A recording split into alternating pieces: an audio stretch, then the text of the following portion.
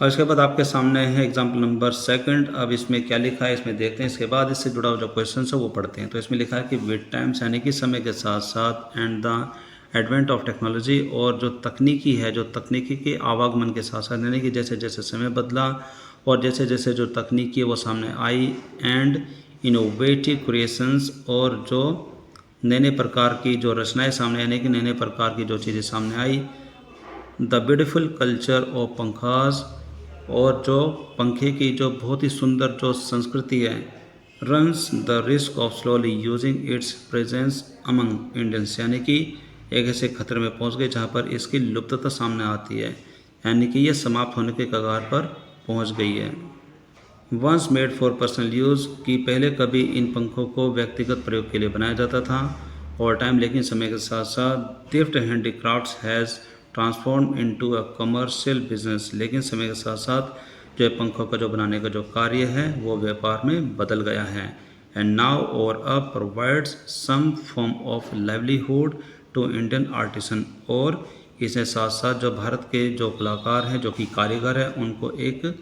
निश्चित आय का भी यानी कि निश्चित आय का भी उनको प्रदान करता है। The slight increase in popularity and demand is significantly factors by the different versions of the पंखा being crafted, और इनकी मांग में थोड़ी बहुत जो थोड़ी सी वृद्धि हुई है, उनकी लोकप्रियता में थोड़ी जो वृद्धि हुई है, यानी कि आप इस सेंटेंस को बड़े ध्यान से देखेंगे। The slight increase in popularity and demand, यानी कि इनकी लोकप्रियता और मांग में जो थोड़ी सी जो वृद्धि हुई है, ये सिग्निफिकेंटली वो निश्चित रूप से factored by the different version, यानी कि वो सिर्फ उसी वजह से है कि जो ये पंखे वो अलग अलग वर्जन में यानी कि अलग अलग तरीके से अलग अलग डिज़ाइंस में बनाए जा रहे हैं, और द पंखा बिंग क्राफ्टेड, यानी कि जो बिल्कुल ही अलग तरीके से बनाए जा रहे हैं, सिर्फ इन्हीं की वजह से इनकी मांग में और इनकी लोकप्रियता में थोड़ी बहुत वृद्धि हुई है। तो यहाँ पर आपको बताना है कि infer one negative impact of technological advancement on पंखा, यानी कि जो तकनीकी की जो उन्नति हुई है उस पर पंखों का एक नकारात्मक प्रभाव आपको बताना है। तो उससे पंखों का क्या नुकसान हुआ है। तो इसका आंसर में आप देखते हैं कि technological advancement reduced the practical use of hand made pankhas, यानी कि जैसे जैसे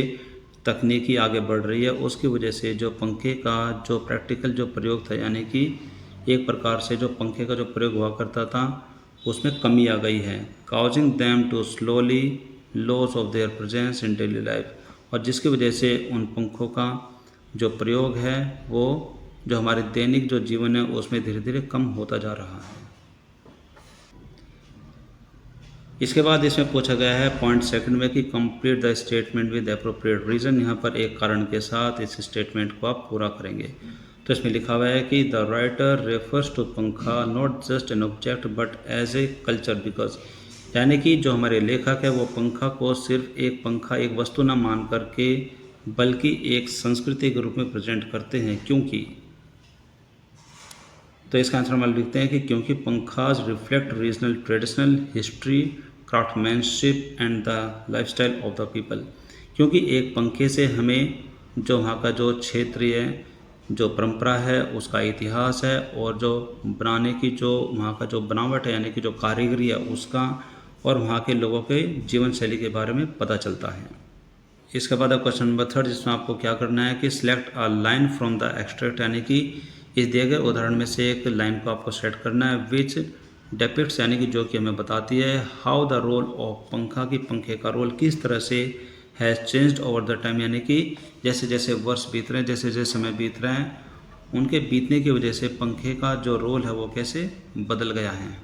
पंखे की भूमिका कैसे बदल गई है। इसका आंसर में आप लिखते हैं कि once made for personal use, यानी कि पहले कोई पंखा व्यक्तिगत प्रयोग के लिए बनाया जाता था, ओवर टाइम समय के साथ साथ this handicraft has transport into A commercial business, और समय के साथ साथ जो ये पंखे का जो बनाने का जो कार्य है वो व्यापार में बदल गया है। इसके बाद आपसे पूछा है कि लिस्ट वन वे, यानी कि आप एक तरीका बताएंगे इन विच जिसमें the increase in demand of पंखा माइट बेनिफिट आर्टिसन, कि जिसमें जो पंखे की जो मांग की जो बढ़ोतरी है उससे कारीगरों को लाभ दे सकती है। तो इसका आंसर में आप लिखते हैं कि it provides artisan with a sustainable livelihood, यानी कि इसकी वजह से कारीगर को एक निश्चित आजीविका मिलती है एंड बेटर इनकम अपॉर्चुनिटीज़, और अच्छा पैसा कमाने की अवसर भी मिलते हैं। इसके बाद है पॉइंट 5, जिसमें आपको करना क्या है कि select the factor that has contributed to commercialisation of पंखे, यानी कि ऐसे फैक्टर को आपको सेलेक्ट करना है, ऐसे पॉइंट को आपको चुनना है जिसकी वजह से पंखे का व्यापार होने लगा है। तो यहाँ पर आपके सामने 4 पॉइंट लिखे हुए हैं। तो इसमें जो पॉइंट ए है, इसमें है कि कल्चरल प्रिजर्वेशन यानी कि संस्कृति का संरक्षण। पॉइंट बी है इकोनॉमिक डिमांड यानी कि आर्थिक जो मांग है। तीसरा है टेक्नोलॉजिकल एडवांसमेंट यानी कि तकनीकी का जो उन्नतीकरण है। और जो डी है वह आर्टिसन इनिशिएटिव यानी कि जो कारीगरों की जो पहल है। तो इसका आंसर है पॉइंट बी इकोनॉमिक डिमांड यानी कि आर्थिक मांग, यानी कि इससे साफ साफ पता चलता है कि जिस तरीके से पंखों को व्यापार दृष्टि से यानी कि पंखों का व्यापार किया जाने लगा है, इसका मेन कारण यह है कि जो आर्थिक मांग यानी कि जो लोग पंखे को बनाते हैं उनको इनकम यानी कि आय होनी चाहिए। इसके बाद आपके सामने है पॉइंट सेकंड, जिसमें कुछ क्वेश्चंस है कि आंसर द फॉलोइंग क्वेश्चंस, यानी कि निम्नलिखित क्वेश्चंस के आपको आंसर देने हैं। तो इसमें जो पहला क्वेश्चन आपसे पूछा है कि how does the title winds of change capture the essence of this chapter, यानी जो आपके चैप्टर का जो नाम है विंड्स ऑफ चेंज, वह पूरे चैप्टर का जो सार है उसको किस प्रकार से दर्शाता है। तो इसके आंसर में आप लिखते हैं, तो इसके आंसर में आप लिखते हैं कि the phrase winds of change, यानी कि जो आपके चैप्टर का जो शीर्षक है, जो शब्द है यानी कि winds of change capture the essence of the chapter, यानी कि पूरे चैप्टर का जो सार है वो इस प्रकार से प्रकट करता है बाय रिफ्लेक्टिंग द शिफ्ट, यानी कि एक परिवर्तन दर्शा करके वह इस सार को प्रकट करता है। परिवर्तन कौन सा? From traditional handmade pankhas to modern electric fans, यानी कि जो हाथ से बने जो पारंपरिक जो पंखे हुआ करते थे वहाँ से लेकर के जो आज के जो बिजली के जो पंखे जो मॉडर्न इलेक्ट्रॉनिक पंखे हैं, उस परिवर्तन को दर्शा करके विंड्स ऑफ चेंज पूरे चैप्टर का सार दर्शाता है। इट सिम्बोलाइजेज, इससे यह प्रतीत होता है कि हाउ सोसाइटी मूव फॉरवर्ड, की समाज किस तरीके से आगे बढ़ा है, किस प्रकार से उसमें परिवर्तन हुआ है विद न्यू इन्वेंशन, नए नए आविष्कारों के साथ, द ट्रांसफॉर्म्ड डेली लाइफ, जिसने दैनिक जीवन को बदल करके रख दिया है। आगे आप इसमें लिख सकते हैं कि hand fans once made value for their culture, यानी कि जो हाथ से बने जो पंखे थे वो कभी अपनी संस्कृति को दर्शाया करते थे। लॉस्ट इम्पोर्टेंस, वो अपने महत्व को खो चुके हैं। बिकॉज, क्योंकि they could serve only 1 or 2 people at a time, यानी कि वह एक ही समय पर सिर्फ 1 या 2 लोगों की ही सेवा कर पाते थे, यानी कि 1 या 2 लोगों के ही काम आते थे, 1 या 2 लोगों तक ही वह पहुंचा सकते थे। एंड और रिक्वायर्ड एफर्ट टू यूज़, और उनको प्रयोग करने में काफ़ी कोशिश का प्रयोग होता था। इन कंट्रास्ट, लेकिन इसके विपरीत इलेक्ट्रिक फैंस बिकेम पॉपुलर, कि जो बिजली के जो पंखे हैं वो लोकप्रिय हो गए। एज, क्योंकि देवर ईजी टू ऑपरेट, क्योंकि उनको चलाना बहुत ही आसान था। And could cool many people simultaneously, और वो एक ही समय पर एक से ज़्यादा लोगों तक हवा पहुंचा सकते थे। It also matches the speed of air produced by hand fans easily, और जो बिजली के पंखे होते हैं वो हाथ से बने पंखों की जो हवा है उसको आसानी से मैच कर सकते थे, यानी कि उसके जैसी हवा आसानी से दे सकते थे। हेयर, यहाँ पर electric fans are symbolizing the winds of change, यहाँ पर जो हमारे बिजली के जो पंखे हैं वह इस चैप्टर का जो शीर्षक है विंड्स ऑफ चेंज उसको दर्शाते हैं, उसको प्रतीकात्मक तरीके से हमारे सामने दर्शाते हैं। And this is the essence of this chapter, और यही इस पूरे चैप्टर का सार है। इसके बाद आपके सामने क्वेश्चन नंबर 2, जिसमें आपको करना क्या है, इसमें लिखा है कि support the following statement with any 2 relevant example, यानी कि 2 उदाहरण दे करके आपको निम्नलिखित जो कथन है उसको सपोर्ट करना है फ्रॉम द चैप्टर, और जो उदाहरण आपको चैप्टर से लेने हैं। तो कथन क्या है, इसमें लिखा है कि the structure and the design of the pankhas, यानी कि जो हाथ के बने जो पंखे थे उनका स्ट्रक्चर और जो उनका डिज़ाइन था, are testimony of the culture identify of the region, यानी कि जिस क्षेत्र में उनको बनाया जाता था उसकी जो संस्कृति है उसकी संस्कृति की पहचान ही उनका डिज़ाइन और उनका स्ट्रक्चर हुआ करता था, यानी कि उससे उनको पहचाना जा सकता था कि वो पंखे कहाँ बने हुए हैं। तो इसका आंसर में आप लिखते हैं कि Rajasthan applique and zardozi fans are made by using gold threads and ornamental needle work, यानी कि जो राजस्थान के 2 पंखे हुआ करते थे, एक है एप्लिक वर्क यानी कि पीपली पंखा एंड जारजोड़ी पंखा, जिसको बनाने के लिए सोने के धागे का प्रयोग किया जाता था, एंड ऑर्नामेंटल नीडल वर्क, और सुई की सहायता से वहाँ पर कुछ उनको सजाने के लिए अलग अलग चीज़ों का भी प्रयोग किया जाता था। Bengal solar pankhas are made from the spongy solar grass, और जो बंगाल का जो सोलर पंखा हुआ करता था वह स्पॉन्जी सोलर घास से बनाया जाता था जो कि पानी में पाई जाती है। And are delicate household item, और जो कि घर में प्रयोग करने के लिए एक नाजुक वस्तु हुआ करते थे, यानी कि वो बहुत ही कमज़ोर पंखे हुआ करते थे। इन कंक्लूजन और निष्कर्ष में हम ये कह सकते हैं कि Rajasthan reflects economic sustainability and showcase royalty, क्योंकि राजस्थान में जो पंखे बनाए जाते थे, एप्लीक एंड जारजोड़ी जो पंखे बनाए जाते थे, उनमें सोने के धागों का प्रयोग किया जाता था और भी सजावट की वस्तुओं का प्रयोग किया जाता था। तो इससे साफ साफ से पता चलता है कि राजस्थान रिफ्लेक्ट्स यानी कि राजस्थान ये दर्शाता है इकोनॉमिक सस्टेनेबिलिटी, यानी कि जो वहाँ पर जो आर्थिक जो स्थिरता है, यानी कि वहाँ पर जो लोगों के पास रुपया पैसा हुआ करता था, एंड शोकेस रॉयल्टी, और वहाँ पर एक प्रकार के इन पंखों को शान माना जाता था कि वो शाही अंदाज में बनाए जाते थे। थ्रू इट्स क्राफ्ट, जो कि इसमें जो पंखे बनाए जाते थे इसके द्वारा वहाँ के रुपये पैसे को दर्शाया जाता था कि यहाँ राजस्थान की जो इकोनॉमिकल कंडीशन है वो ठीक है। वेयरएज, जबकि बंगाल हाईलाइट्स इट्स स्किल, जबकि बंगाल अपने हुनर को प्रकट करता है in the sustainable use of natural resources, जो कि प्राकृतिक वस्तुओं का लगातार और स्थिर रूप से प्रयोग करता आया है बाय एम्प्लॉइंग सोलर ग्रास, जहाँ पर वो सोलर ग्रास का प्रयोग करता है। हैंस इस प्रकार the structure and design of pankhas, यानी कि पंखा का जो डिज़ाइन और जो स्ट्रक्चर हुआ करता था, यानी कि किस तरीके से वो बनाया गया है, किस तरीके से उसका डिज़ाइन है, आर टेस्टिमनी, वो प्रकार का सबूत है, एक प्रकार का प्रमाण है to the cultural identity of the region, कि क्षेत्र की जो संस्कृति है उसकी पहचान के इस प्रकार का वो सबूत है। एज, क्योंकि each area are locally available material that reflect its tradition, क्योंकि जो प्रत्येक क्षेत्र है वह वहाँ पर पाए जाने वाले जो स्थानीय जो पदार्थ है उनका ही प्रयोग करके पंखा बनाते हैं, दैट रिफ्लेक्ट इट्स ट्रेडिशन, जो कि वहाँ की संस्कृति और परंपरा को दर्शाते हैं। इसके बाद आपके सामने क्वेश्चन नंबर 3 जिसमें लिखा है कि द चैप्टर मेंशंस, यानी कि इस चैप्टर में एक बात बताई गई है, pankhas running the risk of slowly using their presence, यानी कि जो हाथ के बने जो पंखे हैं वो धीरे धीरे एक ऐसे समय पर पहुंच गए जहां पर इनका प्रयोग बहुत ही कम होने जा रहा है, यानी कि ये एक प्रकार से लुप्त ही हो गए हैं अमंग इंडियंस, हम भारतीयों के बीच में।